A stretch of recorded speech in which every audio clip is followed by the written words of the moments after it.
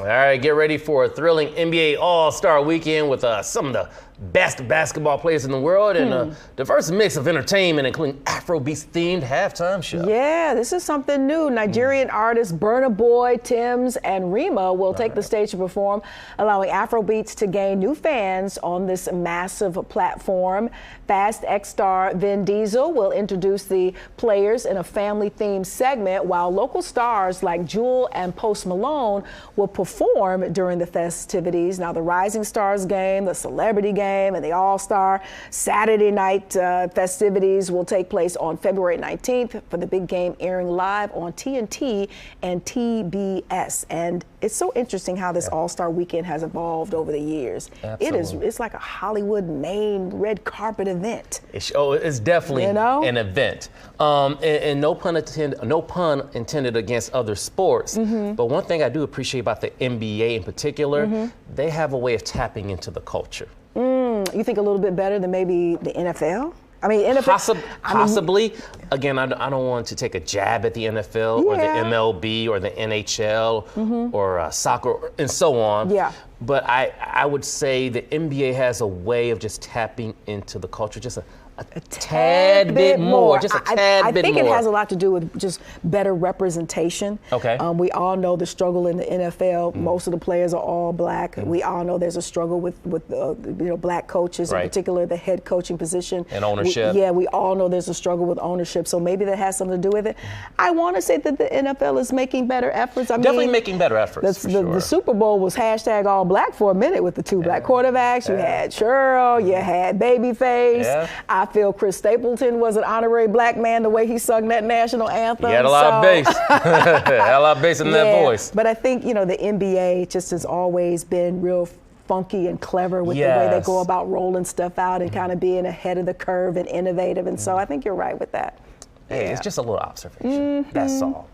All right, in other NBA All-Star Weekend news, 14-time NBA All-Star player Karl Malone, known as the Mailman, is set to judge the upcoming dunk contest at the All-Star Weekend. But fans are now questioning that decision to involve him due to his past relationship with a 13-year-old girl. When Malone was 20 years old and playing for Louisiana Tech, he impregnated a 13-year-old girl, which led to the birth of his son. Malone had no relationship with his son until he was 17, which has also tarnished his reputation. Twitter users have pointed out the situation and expressed their concerns about Malone's past. Right, talk about going from a high to a low. We're talking about how great everything is with the upcoming All-Star Weekend. And then you get into this conversation. The only thing I can think of is, are you going to allow the past to be the past, or should it always be a determining factor? What bothered me a little bit, we just watched the Grammys, and LL Cool J introduced an inaugural award named after Dr. Dre. And I can clearly remember back in my day being first generation hip hop, as we celebrate 50 years of hip hop, that Dre was a pretty controversial figure because there were accusations of abuse towards women. So at what point, are we going to always hold them, hold their feet to the fire and hold them to what has happened in the past, especially after they say, I've learned my lesson, I'm a new man or a new woman now, or is this always going to play a factor? And you have to take into account he was a 20-year-old young man when he impregnated this 13-year-old girl. And when that child was born, his son, he was still a young man. More than likely not ready to be a father. Therefore, maybe that played a huge part in him not being involved in his son's life until that kid was 17. We don't know. Just looking at, we don't know the full story, just looking at the circumstances from an outside point of view. But we know that 20 and 13 don't go together. 20 and 13 don't match. We know that. It didn't match then, it doesn't match now. That part we do know. That's a different conversation. I know you mean how it played out. It's different elements to we're alluding to your point.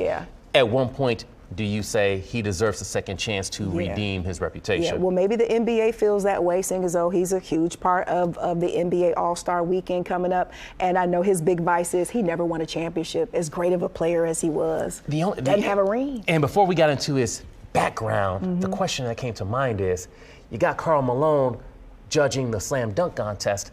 but he was never known to dunk. That's a little weird too. It was post hook, I know. jump shot. And I was sitting here racking my brain like, but was he ever in the slam dunk? I never know Karl Malone just.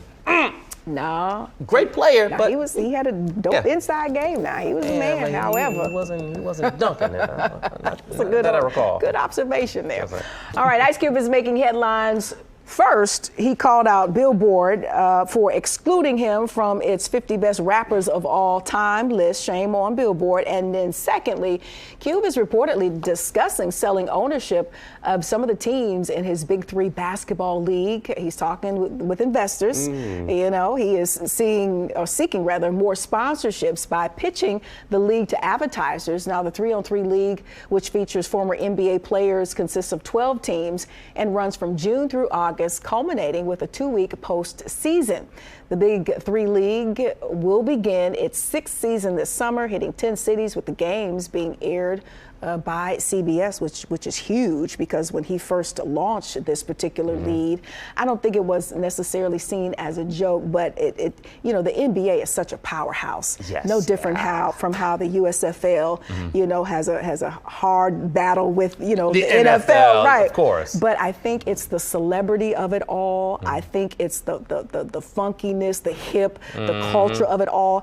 And a lot of these guys on these teams are guys that either were plagued by injury and have made a comeback, or never really made it to the NBA, or were street players who now have a chance to play, organized basketball. So I think that the underdogs, and I think people really took to that. Absolutely, and it's another way to support the culture. That's it. And Cube has done a great job at going after big names in a sense too, that are no longer in the NBA, or no longer didn't have that opportunity. But still have a draw. But still have a draw. You know that name when you hear it, like Rashad Lewis, or of course Iverson, and so on and so on. Yeah, and Ice Cube, let's face it, at this point he is the culture. Who knew? When you think about these hosts, Ice-T, and I remember how they started off. Ice-T, Dr. Dre, Ice Cube, and I look at their careers now, I'm like, whoa. I mean, these people are moguls. Yes. They're philanthropists. They're bosses, and you go, especially Dr. Dre. I need somebody to Google Dr. Dre, world-class wrecking crew. That's all I'm gonna say. I've been playing The Watcher the past week or so. Oh. Yeah. Okay. Yeah. Just saying. All right, the BBC is getting ready to drop a bombshell with a documentary and an 8-part podcast series about the life and career of rapper and fashion mogul Kanye West, called We Need to Talk About Kanye and the Kanye Story. The project will examine West's place in popular culture and the controversy surrounding his recent anti-Semitic comments. Investigative journalist Mobeen Azhar will produce the documentary for BBC Two, and Forest Sounds will produce the podcast. The release date has not yet been announced. Are we still interested in Ye, Josh? I can't touch it. It's one. I don't listen. I'd be interested if there was the documentary about his healing, because I feel he needs healing. That's just me. Absolutely. So if he was going maybe to start to talk to people, or some kind of trip where he's getting away and he can talk to folks and really begin to, I don't know, center and balance himself again. In my opinion, I'd watch that. Yeah, I mean, all ironically, this other rhetoric stuff. Yeah, when I'm at the gym and working out, fellow guys around each other, and the conversation has come up, and there have been some people who have tried to defend Kanye's comments. You can't touch. For me, I can't touch it. I can't. It's like freedom of speech, but come on, it's been a bit much. I just want some healing for him. Healing. There we go, sister. Healing. That is the key word. Hopefully, that podcast, that documentary, will help. Will lead him to that. Yeah, lead him to healing.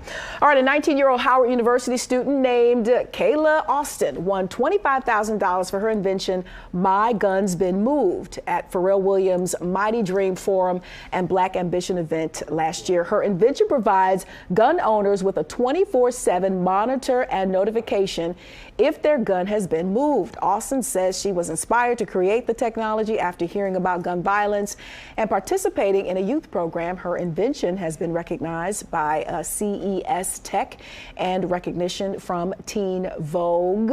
She has started a GoFundMe campaign to raise $70,000 to complete the software application and launch the product to eliminate severe trauma in communities across the country. You can learn more at mygunsbeenmoved.com. What a brilliant invention. Right. Brilliant.